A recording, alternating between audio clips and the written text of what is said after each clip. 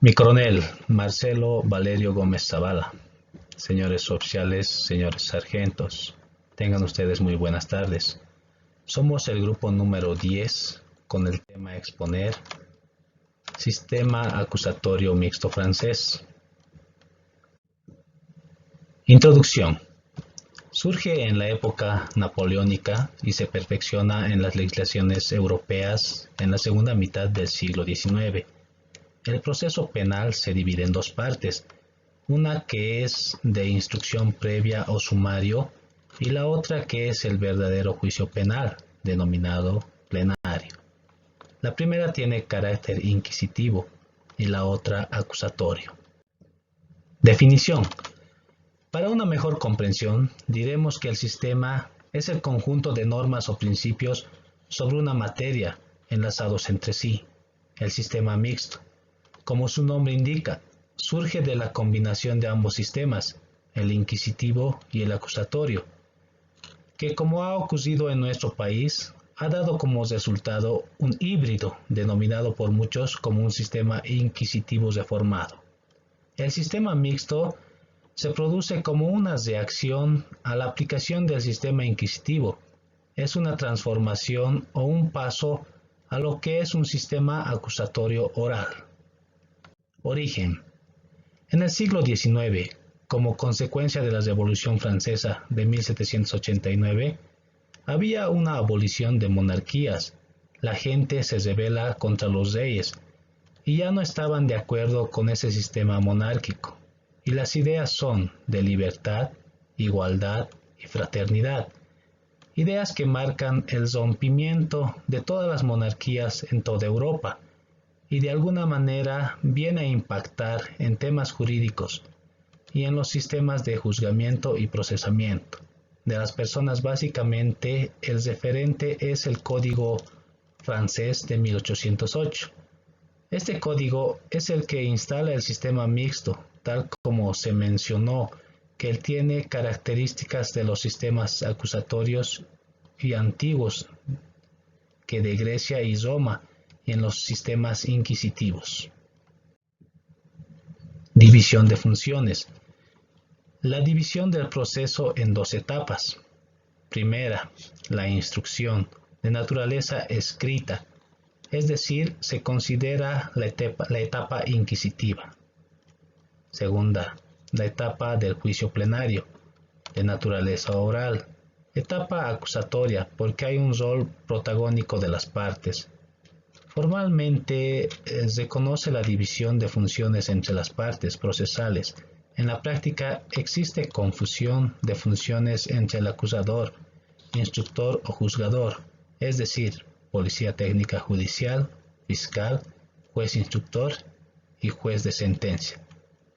La instrucción puede iniciarse de oficio, es decir, el propio juez puede iniciarla sin perjuicio de lo que haga el fiscal o el querellante, ocasionando que el juez pierda su atributo esencial de imparcialidad, además de ocasionar la sobrecarga del sistema de admisión de justicia.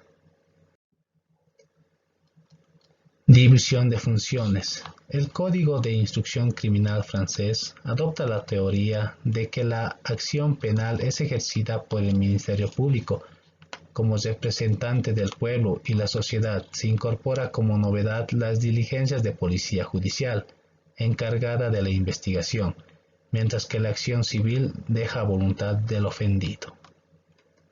Características. Escrito.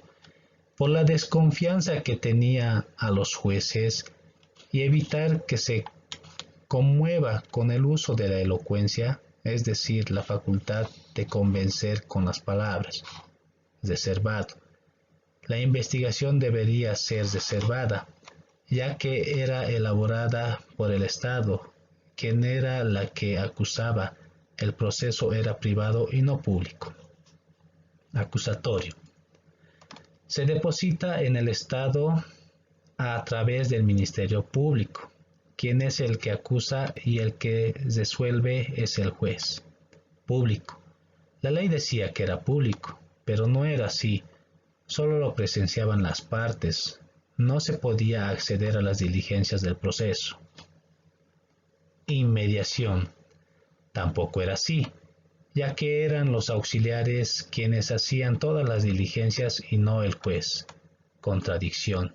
No se daba porque la prueba se formaba a cargo del Ministerio Público, quien actuaba como la única autoridad, sin presencia de la defensa, por lo que no existía la contraparte.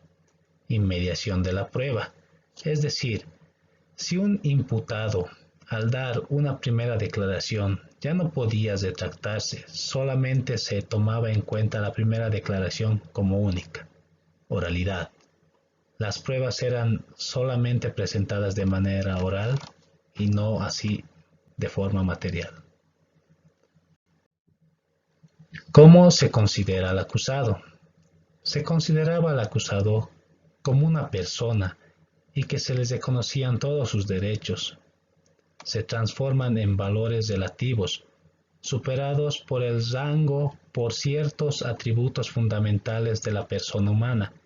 Estos atributos se tradujeron en reglas de garantías y derechos individuales, que impusieron el tratamiento como inocente de la persona, hasta que un pronunciamiento de un tribunal designado por ley dictare una sentencia firme de condena, para lo cual resultó absolutamente imprescindible un juicio previo, garantizando la libertad y la eficacia de la defensa, prohibiéndose toda coacción utilizada para revelar datos que pudieran perjudicar a la persona.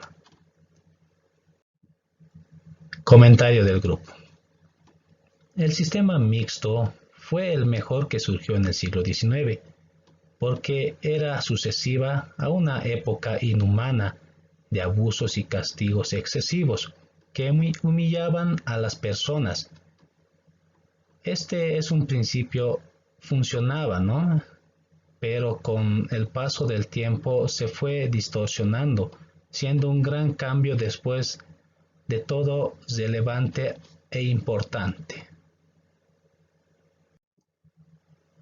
Con un poco más de 21 años de vigencia, el Código de Procedimiento Penal actual diseña un sistema acusatorio oral vigente y en reemplazo del sistema inquisitivo anterior, habiendo sufrido distintas modificaciones en su contenido, pero que muestra que se adecua plenamente al sistema procesal mixto moderno, que lo veremos posteriormente, y que además conserva algunos rastros del inquisitivo y con muchas tendencias al sistema procesal moderno, porque cumple eficazmente tareas de defensa social, sin dejar de lado el resguardo de los derechos y garantías del imputado. Muchas gracias por su atención.